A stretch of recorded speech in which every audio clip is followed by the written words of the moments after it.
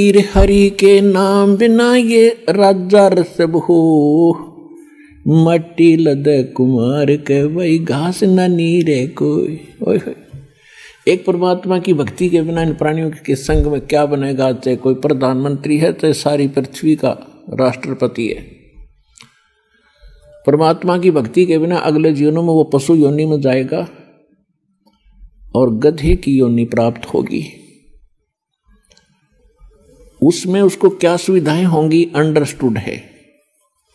तो ये ज्ञान जब तक आत्मा को पता नहीं लगेगा, ये यही खिलौनों से खेल कर अपना जीवन नाश कर जाता है। अब परमात्मा क्या बताते हैं? साथी हमारे चले गए भाई हम भी चालन हारे, कोई कागज में बाकी रह रही तात लगी है वार।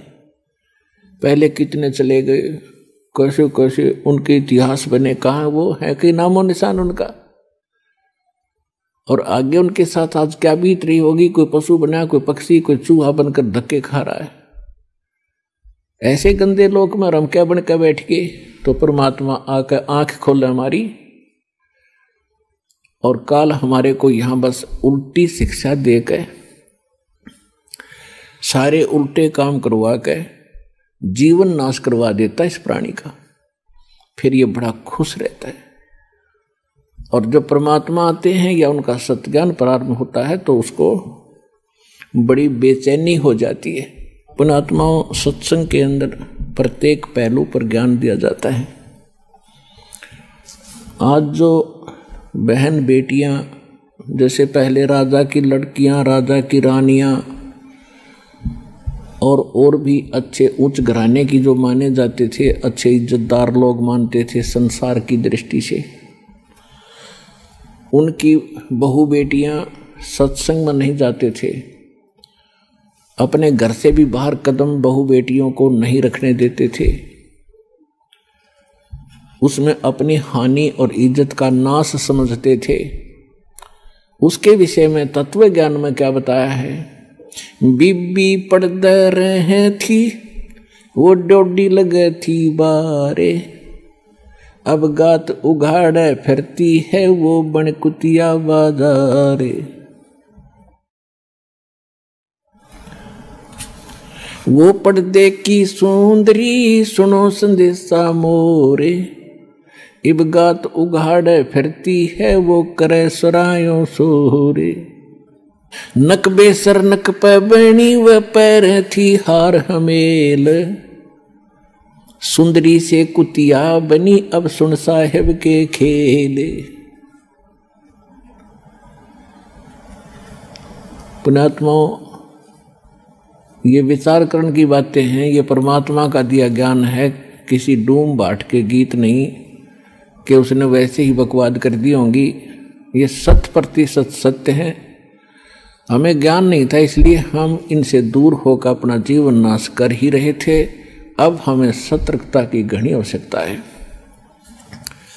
अब क्या बताते हैं कि जो वो बहू बेटियां सत्संग में गई नहीं, संतों से संपर्क उनका हुआ नहीं, जो राजा की रानियां काजू किशमिश के युक्त खीर और हलवे बनाकर खाया करती थी, बांदियां नौकरानियां बनाती थी और उनको खाती थी और जूठा छोड़ती थी, उनके जूठे को फिर नौकरानी और उनके परिवार खाया करते थे। ये पिछले जन्म के पुण्य थे उन पुण्य आत्माओं के, जिस कारण से उनको ऐसी सुविधा प्राप्त हुई। वो राजा के घर ब्याही गई, राजा के घर पैदा हुई। पिछले पुण्य थे, पिछली बैटरी चार्ज थी। भविष्य में सत्संग ना मिलने से, सतगुरु ना मिलने से, सच्चा नाम ना मिलने से, सत्साधना ना मिलने से वो अपना इन्वर्टर डिस्चार्ज करके चली गई। यानी सभी पुण्यों का नाश करके वो अपना हाथ झाड़ कर चली गई। उस समय तो उसकी इज्जत थी कि घर से बाहर ना निकल जा, और पर्दों में रखा करते थे एडी से लेकर चोटी तक, कहीं हमारी बहन बहू बेटियों का हाथ भी किसी को दिखाई ना दे जा, इसमें इज्जत मानते थे। परमात्मा कहते हैं वो तो बात आपकी ठीक है, लेकिन भक्ति नहीं करी, आगे क्या बना उस इज्जत के साथ? वह कुतिया बनकर और पूछड़ ठाए घूम रही है उस गली के अंदर। अब कहाँ गई वो इज्जत। तो पुण्यात्माओं, हम जितना भी काल ने हमें यहाँ शिक्षा दी है वो केवल नाश करने की दी थी, जीवन नष्ट करने की दे रखी थी। अब परमात्मा की इस ज्ञान की रोशनी से हमें पता हुआ लगा कि अब मनुष्य जीवन प्राप्त करके प्राणी और अपनी अकड़ में, इस मान बढ़ाई में और लोक लाज में जीवन नाश कर देता, उसके आगे उसके साथ बहुत बुरी बनती है। अब क्या बताते हैं, वह बीबी पड़दे रहे थी और ड्योडी लगे थी बाहर, आगे सामने कई कई पहरेदार खड़े रहा करते थे, कोई व्यक्ति वहां तक पहुंच ना जा। अब कहते हैं गा तू गाड़े फिरती है वह बनकुतिया बाजार, वो पर्दे की सुंदरी सुनो संदेशा मोर, अब गा तू गाड़े फिरती है वह करे सराय वसोर। कुतिया बनकर धर्मशाला के सामने बैठी है, पहले महलों में रहा करती थी वह इज्जत, आज गली में घूम रही है। अतिथि धर्मशाला में आते थे, खाना खाते थे, और वो रानी कुतिया बनकर एक टूक के लिए इंतजार कर रही है, खाने वाले के मुंह की तरफ देख रही है, कब टूक तेरी तरफ डाले। और रोटी डाल दी छोटा मोटा टुकड़ा तो 10 ग्राम रेत साथ खा रही है वो। तो पुण्यात्माओं कलेजा हिल जाना चाहिए। परमात्मा का दिया ज्ञान है, हमने मनुष्य को भी भक्ति की आवश्यकता है और बहन बेटियों को भी परमात्मा की आवश्यकता है, और सबको बराबर का शरीर मिला है, एक जैसी मिट्टी है, एक जैसा परमात्मा ने दिमाग और व्यवहार दिया है। दोनों ही भक्ति करना चाहिए, अपने बच्चों को साथ लावे, अपनी बहन बेटियों को साथ लाए, परमात्मा से जोड़ दे, फिर परमात्मा उनका रक्षक हो जाएगा।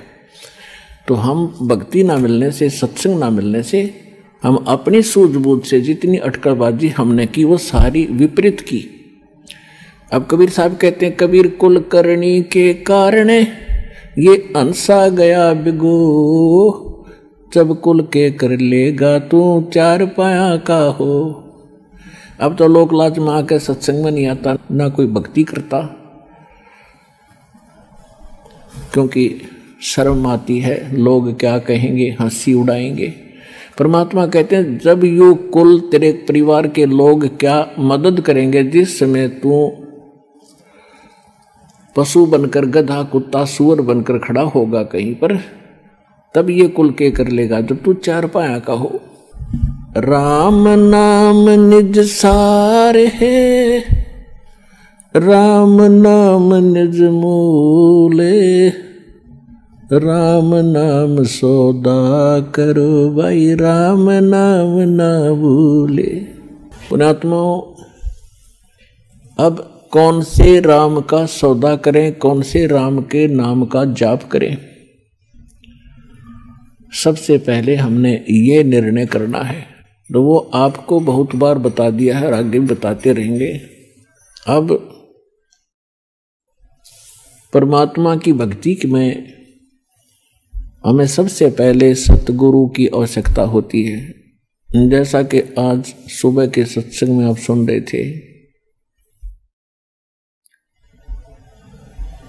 कि परमात्मा ही अपने द्वारा रची हुई सृष्टि को वही स्वयं आकर ज्ञान बताते हैं, उसी को जानकारी देते हैं।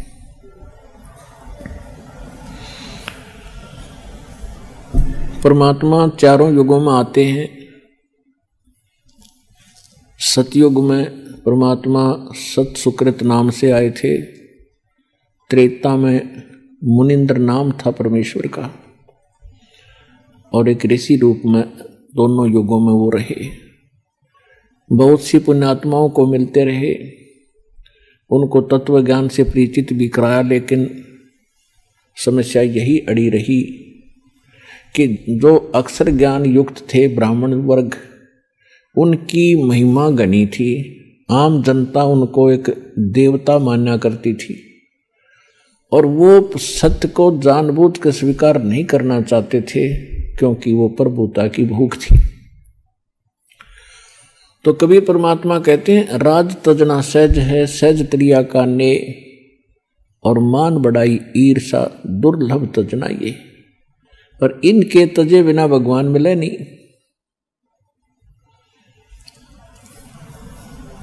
तो परमेश्वर प्रत्येक युग में आए हैं और द्वापर के अंदर वो करुणामय नाम से प्रसिद्ध हुए और कलयुग में वो परमात्मा कबीर नाम से आए।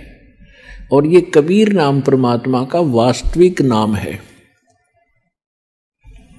बाकी अन्य वो अपने नामांतर करके प्रत्येक युगों में आते हैं, लेकिन कलयुग में हम इतने पापग्रस्त हो जाते हैं, हमारे पुण्य कति समाप्त हो जाते हैं, इसलिए परमात्मा यही नाम लेकर आते हैं। और परमात्मा के नाम बार बार बोलने से वैसे भी आत्मा पवित्र होती है। तो इस प्रकार परमात्मा ने बताया है कि सतयुग में सत सुकृत कह टेरा, त्रेता नाम मुनिंदर मेरा, द्वापर में करुणा में कहाया, कलयुग नाम कबीर धराया। जब कलयुग में परमात्मा आए सन 1398 संवत 1455 ज्येष्ठ सुदी पूर्णमासी, जेठ उतरते की पूर्णमासी को दिन में सुबह यानी सुबह सुबह ब्रह्म मुहूर्त में सूर्य उदय होने से लगभग 1.5 घंटा पूर्व के समय को ब्रह्म मुहूर्त कहते हैं। तो पुण्यात्माओं, परमात्मा कहते हैं जो जन मेरी शरण है ताका हूं मैं दास, गेल गेल लाग्या फिरूं जब तक धरती आकाश।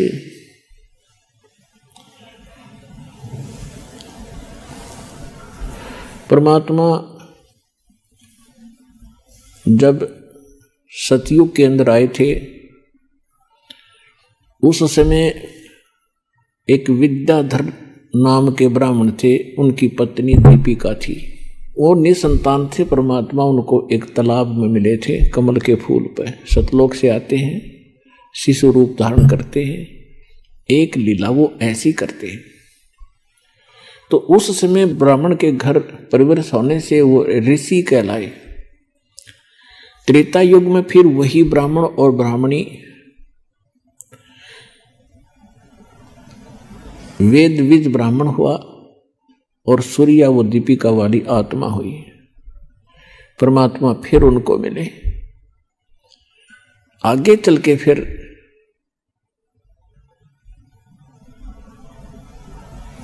ऐसे ही उनका जन्म होता रहा। तो जो वेद विज ब्राह्मण था, विद्याधर ब्राह्मण था, वही स्वामी रामानंद जी की आत्मा थी। अब परमात्मा कहते हैं जो कभी मेरी एक बार शरण में आ गया, मेरे संपर्क में हो गया, उसको मैं पार करके छोड़ूंगा। तो पुण्यात्माओं, ऐसे ही आपके साथ परमात्मा बहुत युगों से है और आपका सौभाग्य है कि आज आपको परमात्मा ऐसे समय पर ले आया है, मनुष्य जीवन दे दिया है, प्राप्त करा दिया है कि शायद ये असंख्य युगों के बाद ये समय प्राप्त होता है। आप इस ज्ञान से परिचित होगे, परमात्मा के विधान से जब परिचित होगे तब आपको महसूस होगा सचमुच हम तो इसको खेल सा समझ रहे थे, सत्संग में आ गए और चले गए, भक्ति कर रहे हैं, अच्छी बात है, बढ़िया ज्ञान है। लेकिन जब ज्ञान की गहराई में आप जाओगे, आप हक्के बक्के रह जाओगे।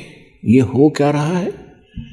वही भगवान बड़ी दया करी दाता, हमने कौन से जन्म में ऐसे पुण्य किए थे जो आज हम ऐसे अनमोल नाम और अनमोल ज्ञान और ऐसे अनमोल भगवान की शरण में और ये मंत्र जाप कर रहे हैं। ये आपके युगों युगों के पुण्य आपके साथ है। आज बेशक कोई घसियारा है, कोई मजदूर है, चाहे बेशक रोग से ग्रस्त है, वो पाप कर्म आपके पिछले जन्म जन्मांतर के हैं, लेकिन आपके भक्ति के जो अंक हैं वो भी निराले हैं, अद्भुत हैं। और आपको वो दुख आपका वरदान बन गया जो सतलोक आश्रम बरवाला जिला हिसार हरियाणा में आपको ले आया।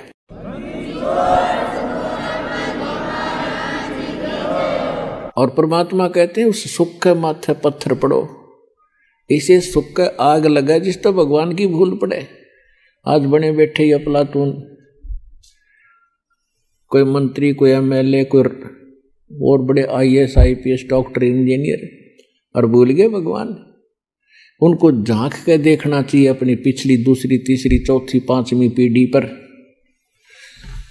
उनके पूर्वज कैसे रहा करते थे, कितना सिंपल उनका रहन सहन था, कितनी नेक आत्मा थी, कितना उनमें सद्भावना थी, कितने पापों से डरने वाले थे। और आज माया की भांग पी ली हमने और अहंकार भर गया। आज अफलातून बना बैठा, कल मृत्यु हो जाएगी उस इंजीनियर की, IAS IPS की, मंत्री प्रधानमंत्री की, अगले जन्म में कुत्ता बना घूम रहा होगा। तो ये दुख अब याद दिलाए जा रहे हैं, इस पर विचार करना पड़ेगा, नहीं तो बहुत दुर्गति हो जाएगी इस जीव की। तो परमात्मा कहते हैं मैं गेल गेल लाग्या फिरता हूं, जब तक तुझे पार नहीं कर लूंगा इतना दम ले लूंगा। तो आपका तो वो समय आ गया, आप इनका पार हो जाओगे। परमात्मा का बहुत सा काम घट गया, आपके साथ योगों से भटक रहे हैं। 600 वर्ष पहले आए थे परमात्मा और 64 लाख शेष हो गए थे कबीर भगवान के, 64 लाख शेष। एक धानक के, एक जुलाहे के, एक झोंपड़ी में रहने वाले मजदूर के, और 64 लाख शेष हो जाना, जिसको आज हम एक भगत और संत कह के उसकी फाइल क्लोज कर रखी थी हमने, इन नकली आचार्य और शंकराचार्यों के अज्ञान के आधार से। लाल को कुर्डी में फेंक रखा था, कूड़े में, और कौड़ियों की गठड़ी बांध रखी थी, बैंक बैलेंस बना रखा था। वह भूल थी, अब वो भूल मिटेगी। तो पुण्यात्माओं, जब परमात्मा द्वापर युग में आए थे, उस समय एक सुपच सुदर्शन नाम के एक वाल्मीकि थे, और परमात्मा को एक वाल्मीकि दंपत्ति जो निसंतान था, वो उसको उठा लाए थे। परमात्मा ने शिशु रूप धारण किया था और कमल के फूल पर वो विराजमान होते हैं। प्रत्येक युग में एक लीला वो ऐसी करते हैं। उस वाल्मीकि का नाम था भिक्षु, उसकी पत्नी का नाम था गोदावरी। और सुदर्शन के जो माता पिता थे, उन्होंने परमात्मा का नाम नहीं ग्रहण किया था। जब परमेश्वर द्वापर युग के अंदर एक लीला कर रहे थे, सुदर्शन को यह बात समझ में आ गई थी। सुदर्शन जी कौन थे? वो सुदर्शन वो थे, सुपथ सुदर्शन, जिन्हों के बारे में हम सुना करते थे कि पांडवों ने एक अश्वमेध यज्ञ किया था, उनका यज्ञ संपूर्ण नहीं हुआ था, और सुपच नाम के एक भगत ने, सुदर्शन सुपच ने वो यज्ञ पूर्ण की थी। तो वो सुपच सुदर्शन परमेश्वर कबीर जी के शिष्य थे, और परमात्मा कबीर जी ही उस अपने भगत की इज्जत रखने के लिए उसका रूप बना के पांडवों की यज्ञ में गए थे, और तब उनका शंख बजाया था। आज का जो विषय है, हम कुछ और विषय पर आपको सत्संग सुनाने जा रहे हैं, इसको विस्तार से नहीं बताएंगे। तो ऐसे भक्त थे वो। सुदर्शन जी को परमात्मा का ज्ञान 100% समझ में आ गया था, समर्पित हो गए थे, लेकिन उनके माता पिता इस बात को स्वीकार नहीं कर रहे थे। सुदर्शन के माता पिता की मृत्यु होगी। सुदर्शन को जब सतलोक जाने का समय आया तो परमात्मा ने पूछा, क्यों भक्त सतलोक जाना चाहते हो? कहने लगा, महाराज आपकी बिल्कुल तैयार है, आपने ज्ञान ही ऐसा दे दिया, यहाँ कुछ रखा ही नहीं है। तो परमात्मा ने कहा कि एक देख ले भाई, किसी में तेरी आस्था तो नहीं है।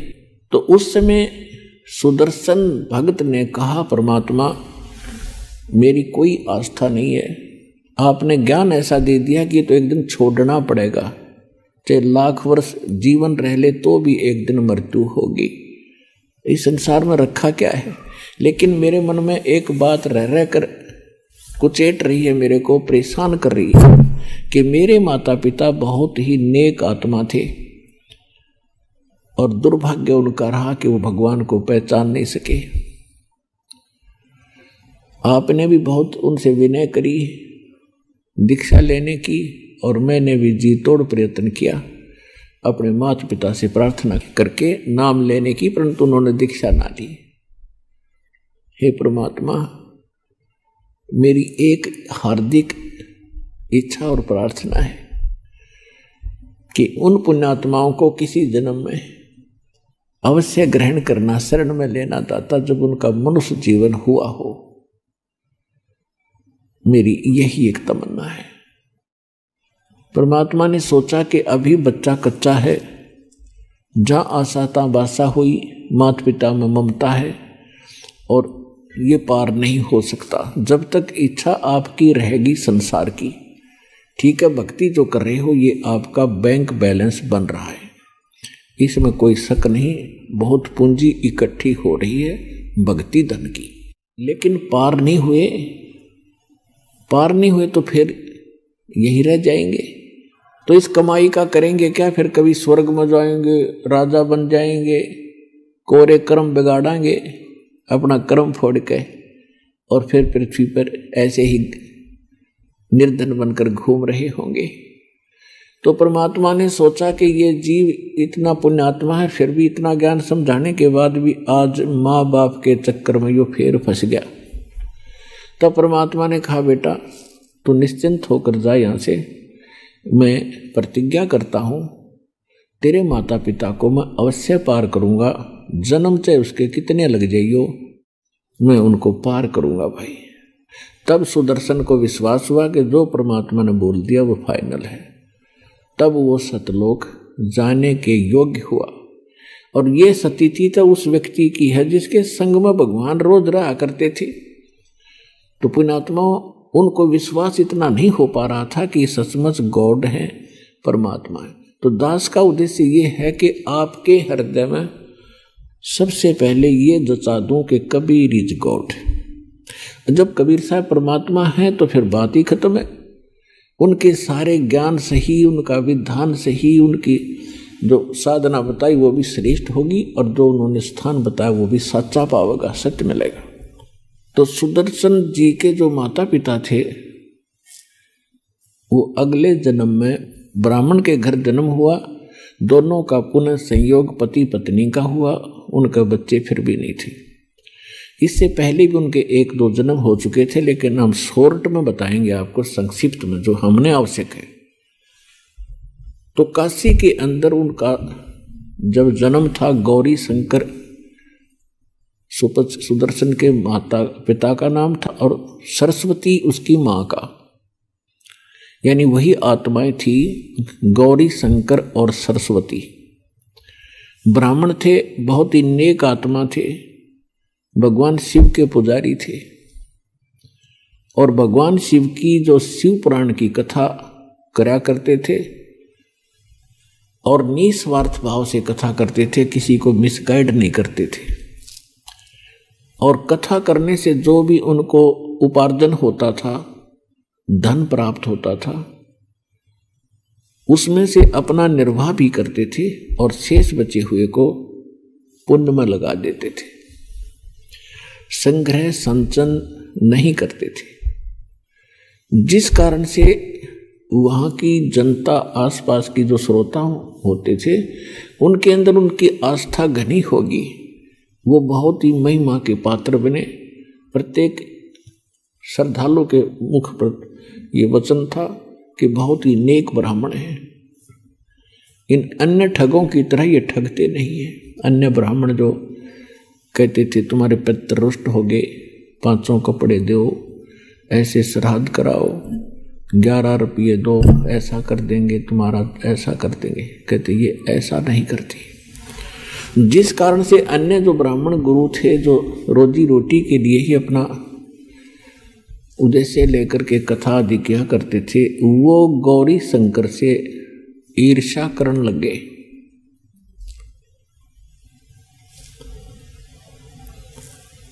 कि इसने तो हमारा रोजगार ही बंद करने को जा रहा है। और इस बात का ज्ञान हो गया काशी शहर के मुसलमान मुल्ला और काजियों को। तो उन्होंने दाव लगाया कि जो अन्य ब्राह्मण गुरु हैं वो तो इसके साथ नहीं, और जनता विशेषकर धर्म गुरुओं के साथ ही होती थी, और जैसा भी वो हमें मिसगाइड कर देते थे हम मरने मारने को तैयार हो जाते थे।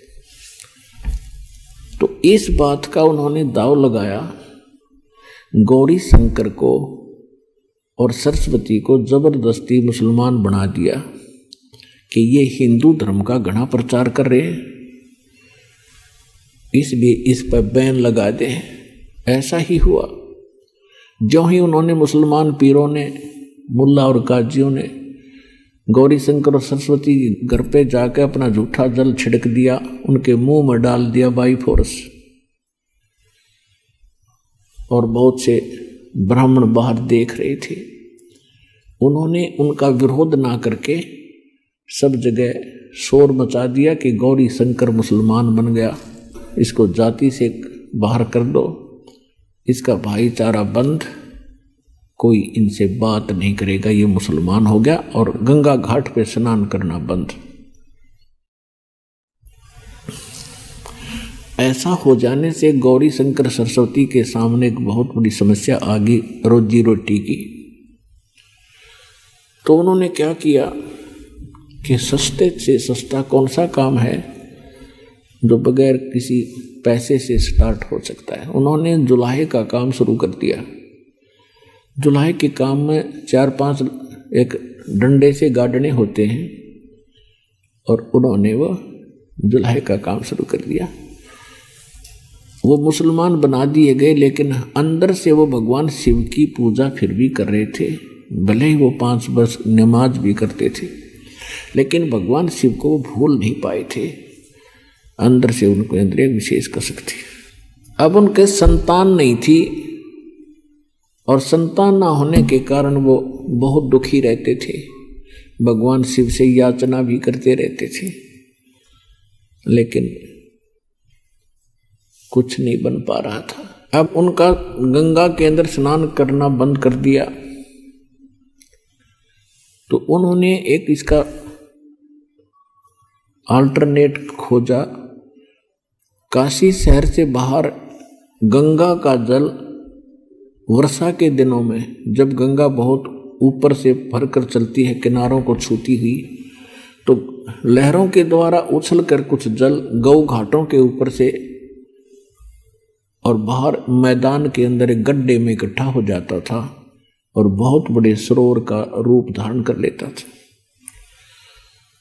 और फिर सारा सीजन, सारा वर्ष उसका जल बहुत निर्मल और पवित्र रहता था। तो गौरी शंकर और सरस्वती सुबह सुबह उठकर प्रतिदिन उस लहर तारा नाम के तालाब में स्नान करने के लिए जाया करते थे। लहर तारा नाम उसका इसलिए पड़ा था कि गंगा की लहरों से उछला हुआ जल वहाँ एकत्रित होता था, तो लहर तारा नाम से वो प्रसिद्ध हुआ था। उधर से परमात्मा प्रत्येक युग में आते हैं और अपने भगत के उस वचन के आधार से मुसलमानों ने उनका नाम बदल दिया। गौरी शंकर का नाम रख दिया नूर अली और सरस्वती का नाम रख दिया नियामत। तो हम अपभ्रंश करके उनको नीरू और नीमा कहने लगे। अब हम नीरू नीमा इनको ज्यादा बोलेंगे क्योंकि ये ऐसे ही प्रसिद्ध थे। परमात्मा संवत 1455 ज्येष्ठ सुदी पूर्णमासी को सुबह ब्रह्म मुहूर्त में सतलोक से चलकर आए। एक शिशु रूप धारण किया और कमल के फूल पर विराजमान हो गए। उस समय काशी के अंदर ये भूत पूजाएं, आन उपासनाओं का बहुत जोर था।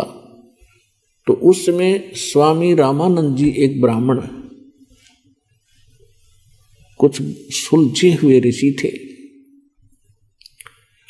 उन्होंने भी आकर के वहां कुछ सुधार किया था। उन्होंने 1400 ऋषि शिष्य बना रखे थे स्वामी रामानंद पंडित जी ने, और जो उसने बता था वो ज्ञान बता रखा था, तो वो सभी प्रचार किया करते थे आसपास के क्षेत्र में।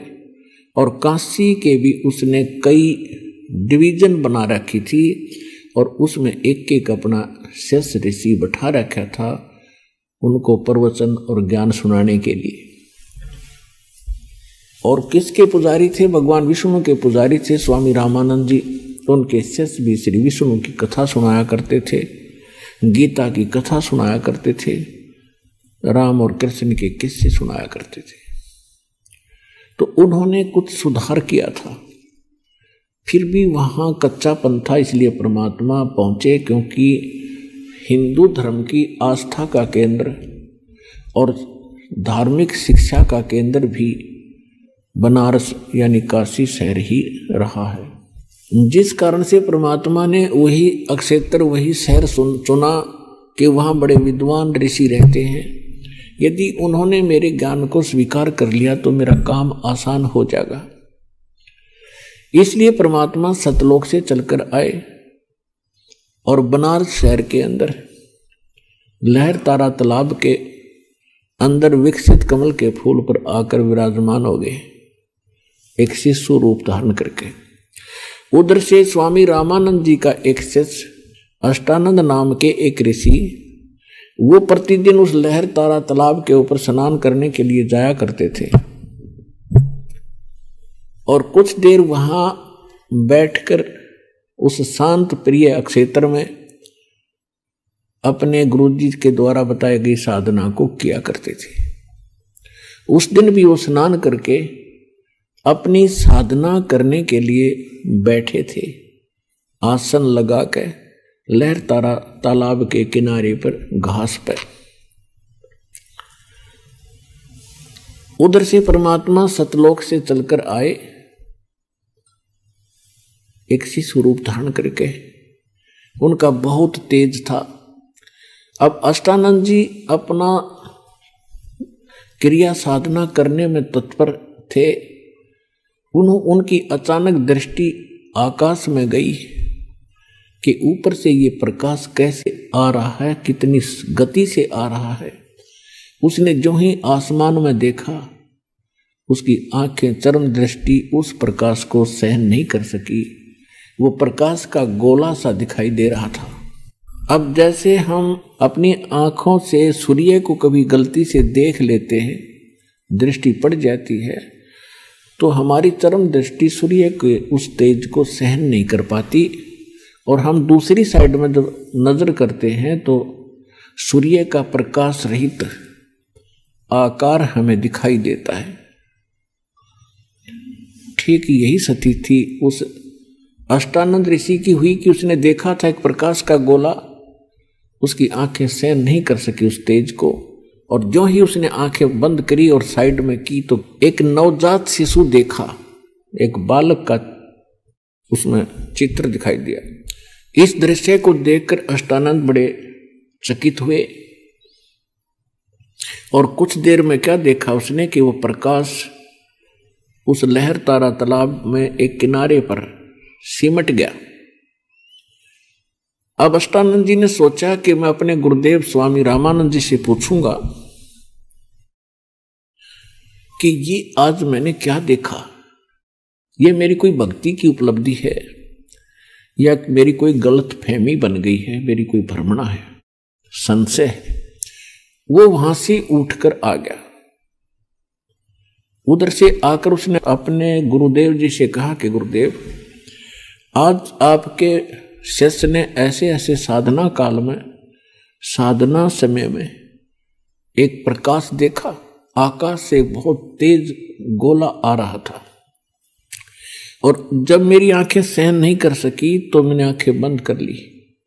उसमें एक नवजात शिशु का रूप देखा।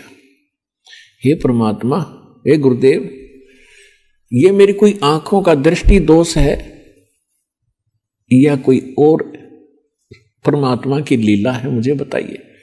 तो स्वामी रामानंद जी ने कहा कि बेटा, ऐसे लक्षण उस समय होते हैं जब ऊपर के लोकों से कोई अवतारी शक्ति धरती पर जन्म लेने के लिए आती है तब तारा सा टूटता है, ऐसा ही तुझे दिखाई दिया होगा। तो शेष ने कहा हाँ जी ऐसा ही था। तो वो यहां जन्म लेगा किसी मां से और अपनी जो लीला करने के लिए आए हैं वो करेंगे। बेटा ये तेरी भक्ति की उपलब्धि नहीं, ये तो कोई संयोग था उस महापुरुष के ऊपर से आने का। अब रामानंद जी स्वामी जी को जो ज्ञान था उसको इतना ही ज्ञान था कि जितने भी यहाँ अवतार आए हैं वो किसी माँ से ही जन्मे हैं, इसलिए उसने अपने शिष्य को अपने विचार आधार से संतुष्ट किया, उसकी शंका का समाधान किया। उधर से नीरू नीमा प्रतिदिन की तरह स्नान करने के लिए वहां से चले लहर तारा पर। तो उससे पहले दिन उस नीमा के घर कोई रिलेटिव आ गया था, नीरू के घर पे।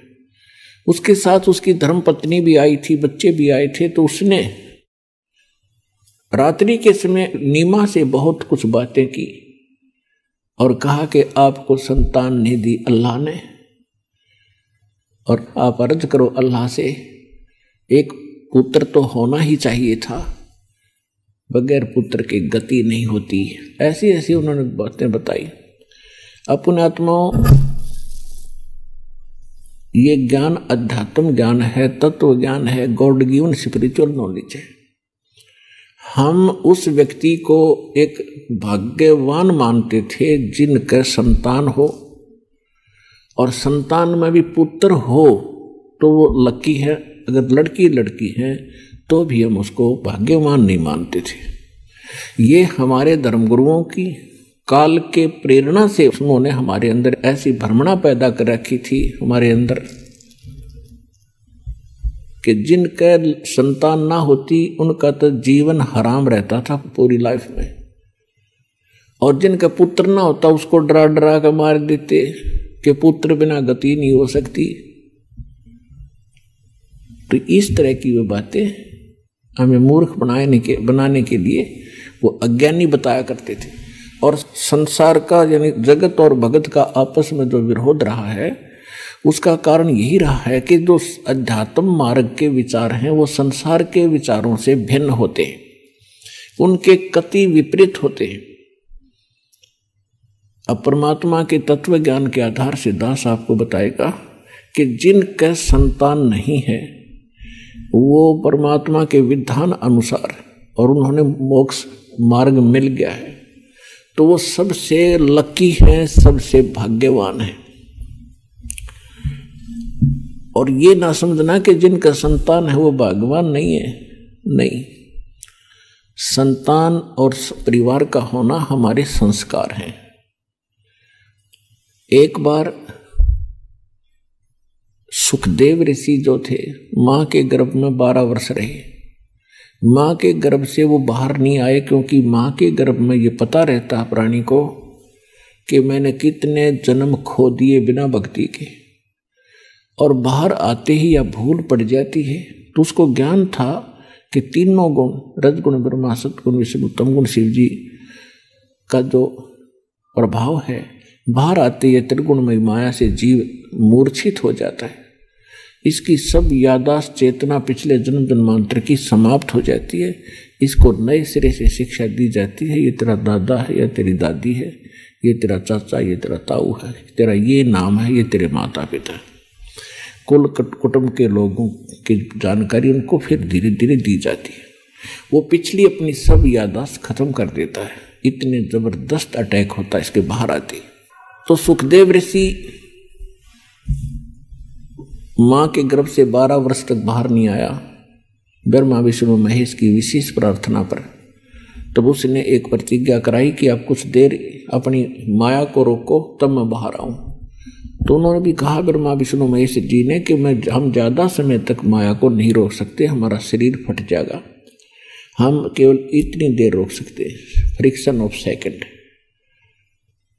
तो सुखदेव जी ने कहा आप इतनी ही देर रोक लीजिए। तभी वो मां के गर्भ से बाहर आया और उसको चेतना बनी रही कि भगवान मनुष्य जीवन केवल परमात्मा प्राप्ति के लिए मिला है। यहाँ जो भी हमारे रिलेशन हैं, हमारे जो नाते हैं, ये संस्कार से जुड़े। तो ब्रह्मा विष्णु महेश अंतर्ध्यान हो गए जब उनके पिता, क्योंकि वेद व्यास ऋषि हुए हैं, उनकी पत्नी के गर्भ से सुखदेव ऋषि का जन्म हुआ था। तो वेद व्यास जी बड़े विद्वान पुरुष थे, उनको पता था कोई योगी पुरुष है मेरी पत्नी के गर्भ में और 12 वर्ष से बाहर नहीं आ रहा है, तो ऐसे भगवान पुत्र के मैं दर्शन करूंगा, ऐसा अच्छा पुत्र मुझे प्राप्त होगा। इस आशा में वो 12 वर्ष तक उसकी इंतजार करता रहा। जब सुखदेव ऋषि माँ के पेट से बाहर आया और अपनी और नाल को कंधे पर डाल के ऐसा ही उठकर चल पड़ा, बाहर आते ही 12 वर्ष का शरीर बन गया, अंदर सूक्ष्म शरीर से छोटे बालक का रूप था।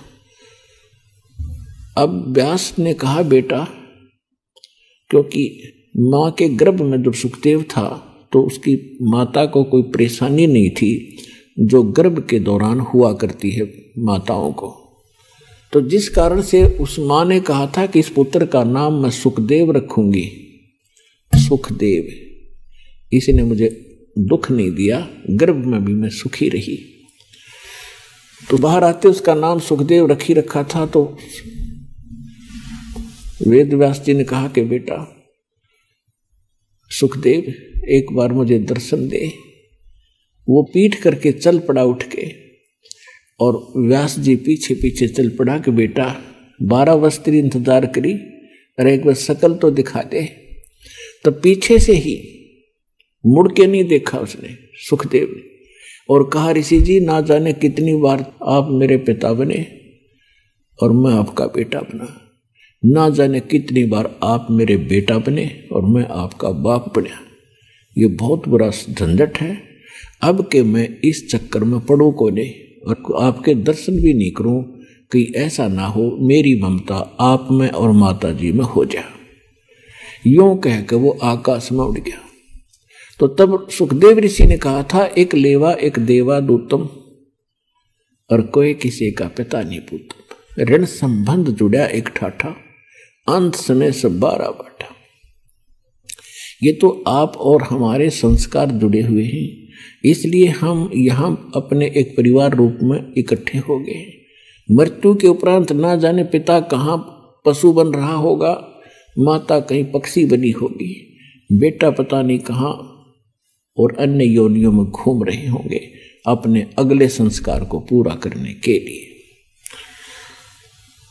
तो इस कारण से एक छोटी सी कथा सुनाते हैं, क्योंकि पुण्यात्मा ये सत्संग है और ये आत्मा की खुराक है, आहार है।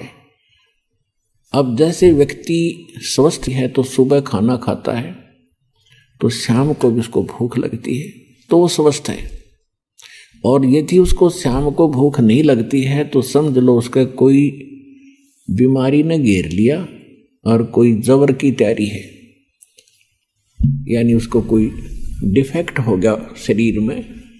तो कहने का भाव ये इसी प्रकार जैसे ये सत्संग है ये कथा वही है और हर एक बार सुननी पड़ती है। इन्हीं कथाओं से आत्मा जागृत होती है, निर्मल होती है, हमें प्लस माइनस पॉइंटों का ज्ञान होता है। तो प्रत्येक सत्संग में चाहे वो कथा फिर भी सुनने को हम मिलती है या सत्संग सुनने को मिलता है, हमारी जिज्ञासा जो की तो बनी है तो आपकी आत्मा स्वस्थ है।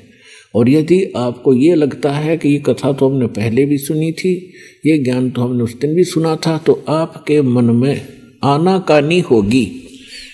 जिस प्रकार अस्वस्थ व्यक्ति को वही भोजन सुबह वही शाम होता है और भूख शाम को नहीं महसूस हो रही है तो उसको डिफेक्ट हो गया। तो कहने का भाव ये है कि उसका फिर ट्रीटमेंट क्या है कि अन्न इच्छा होगी खाने में तो उसके लिए औषधि खानी पड़ती है जो कड़वी ही होती है और फिर वो ठीक होता है, तो फिर वो धीरे धीरे रोटियां मीठी लगती है। इसी प्रकार इन कथाओं को 100 बार सुने और सुनने के बाद इस पर गहराई से जोर से विचार करें, तब तो सत्संग सुनने का लाभ है। तो एक बार एक व्यक्ति को एक पुत्र प्राप्ति के उपरांत उसकी पत्नी की मृत्यु होगी। उसने दूसरी शादी कराई, किसान था, उससे एक पुत्र उत्पन्न हुआ और फिर उस किसान की भी मृत्यु होगी। बड़े वाले लड़के का विवाह कर दिया था, उनके कोई संतान नहीं थी बड़े वाले लड़के के। छोटा जो दूसरी माँ से उत्पन्न हुआ था वह माँ भी मर गई और वो पिता भी मर गया उसका। अब बड़े का विवाह हो गया था तो वो छोटे वाला कुदरती थोड़ा सा बीमार हो गया। दूसरी माँ से जो उत्पन्न हुआ था, जमीन बहुत थी तो उसने बीमारी का इलाज कुछ दिन करवाया उस बच्चे का। फिर उनके मन में दोष पैदा हो गया। दोनों पति पत्नी ने मिलकर के स्कीम बनाई कि इसको विष दे दें छोटे वाले को और सारी संपत्ति अपनी हो जाएगी। सबको मालूम है ये अस्वस्थ है, किसी को शक भी नहीं होगा। ऐसा ही कर दिया। एक दूर देश के डॉक्टर से बात की, उसने उस समय 500 रुपये मांगे और उसको विष दे दिया। लड़का मर गया। अब खुशी का ठिकाना नहीं, क्योंकि एक तो पैसा लग रहा था वो बच गया। 1 वर्ष के बाद उनका लड़का हो गया, पुत्र उत्पन्न हुआ। खुशी का ठिकाना नहीं।